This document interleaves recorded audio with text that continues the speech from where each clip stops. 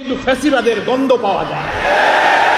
ওরা জামাত ইসলামীকে ধর্ম ব্যবসায়ী বলেছিল, ওরা স্বাধীনতা বিরোধী বলেছিল, ওরা ৭১ বলেছিল।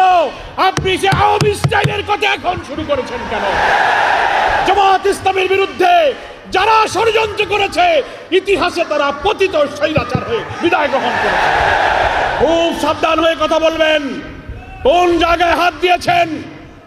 যে মহান আন্দোলনের প্রতি আল্লাহর করুণা এবং ক্ষমা, বড় বড় শক্তিধররা এই আন্দোলনকে নির্মূল করার চেষ্টা করে নিজেরাই নির্মূল হয়ে গেছেন। আপনারা সেই অপরিণামদর্শী পথে পা বাড়াবেন না। আপনাদেরকে কিন্তু সেই পথেই হয়তো পরিণাম ভোগ করতে হবে।